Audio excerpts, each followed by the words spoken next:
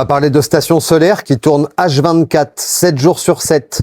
C'est mon groupe d'alimentation solaire pour une partie de la maison. On va dire pour la partie professionnelle, le studio d'enregistrement et puis aussi une chambre, une salle de bain, une cuisine.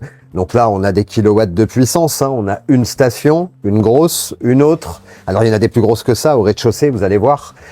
Donc là, on a une Faucibot, une Faucibot, une Faucibot et on retrouve encore 2 autres stations ici. Là, dans cette vidéo, vous savez, Faucibot, c'est un de nos plus vieux partenaires dans le solaire. Ça fait des années. On va vous parler de elle, une station de nouvelle génération, la F1800. C'est un monstre. C'est absolument incroyable. Là-dedans, vous avez 3600 watts de puissance en pic, 1800 watts de puissance nominale. Donc, autant dire que vos machines à laver, vos sèche-linges et vos frigos, ça va passer. Mais c'est en fait, tout est exceptionnel dessus. Une pile au lithium qui fait un peu plus de 1000 Wh. Alors il y en a, ils vont dire, ouais, c'est pas assez, il faut une pile avec plus d'autonomie. C'est pas ça qui compte. Déjà, ce qui compte, c'est que cette pile, vous allez pouvoir la charger avec un panneau de 500 watts, parce que la station, elle tolère jusqu'à 60 volts de panneau. Et c'est une carte MPPT qui est exceptionnelle. La conversion Faucibot, c'est dur de faire mieux.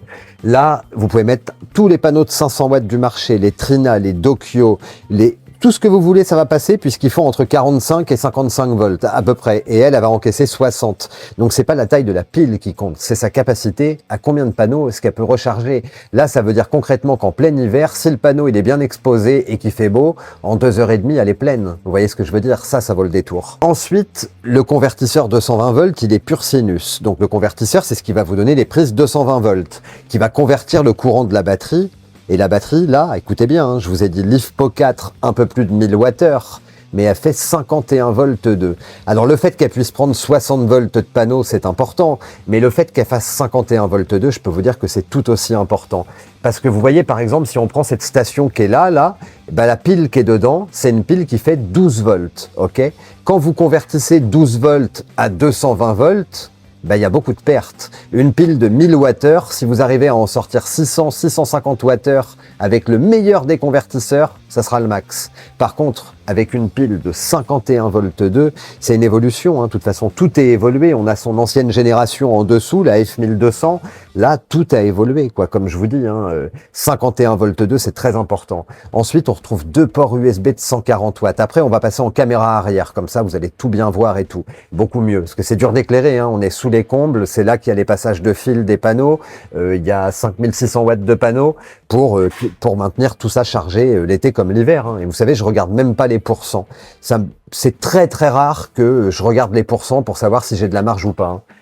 Donc je résume, 3600 watts de puissance nominale, une carte d'entrée solaire qui tolère 60 volts de panneau, ça veut dire que tous les 500 watts du marché ça passe, 2 ports USB de 140 watts, alors ça pour gérer l'éclairage d'une maison c'est top, parce que vous passez pas par le 220, il n'y a pas de perte de conversion pour le coup, vous passez par de l'USB, un potentiomètre d'entrée de charge, vous allez voir, qu'on peut régler de 200 watts à 1200 watts pour régler la charge secteur ou la charge sur le groupe électrogène. C'est absolument parfait. Les voyageurs en camion, les camping-caristes, vous partez avec ça, puis un petit groupe électrogène de 400-500 watts, vous êtes au top du hip-hop.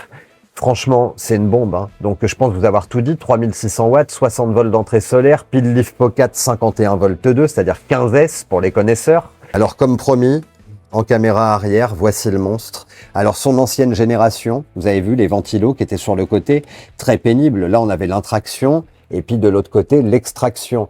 Très pénible parce que du coup on peut pas la caser contre un mur, vous voyez ce que je veux dire? Là sur la nouvelle version évoluée, les ventilos ils sont anglais devant et derrière. Alors là justement on va retrouver la pièce maîtresse à l'arrière. Le convertisseur 220 volts avec 2 prises. Alors vous pouvez mettre des multiprises, clairement, c'est ce que je fais.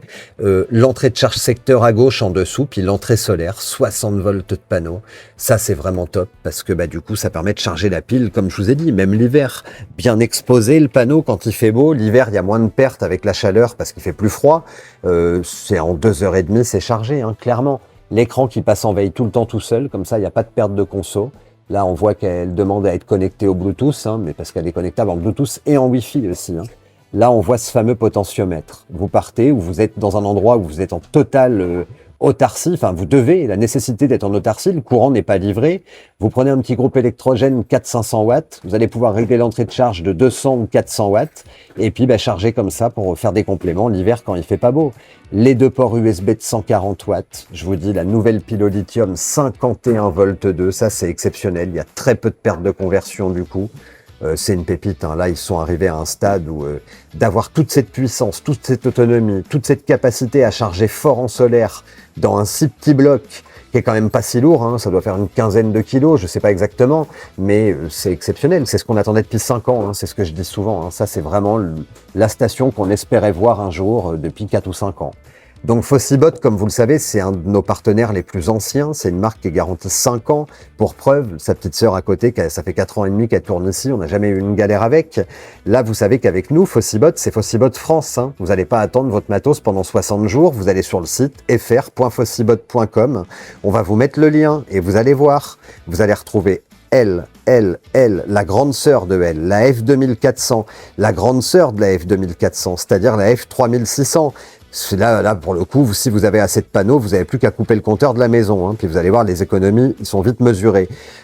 Là, vous allez voir avec les liens, automatiquement, vous faites copier-coller ce lien ou vous cliquez dessus avec la description, on va vous mettre tout ça, et ça vous fait une déduction en caisse qui est ouf. Franchement, ça vaut le détour, surtout pour du matos, voilà, qui vient rapidement et depuis Fossibot France, une marque génialissime. Et puis donc, tout est dans la description, on va essayer de vous l'épingler également dans les commentaires. Et puis sinon, pensez à vous abonner, liker, partager, comme ça vous ratez pas la notif sur le prochain matos qu'on vous présente. À bientôt la famille.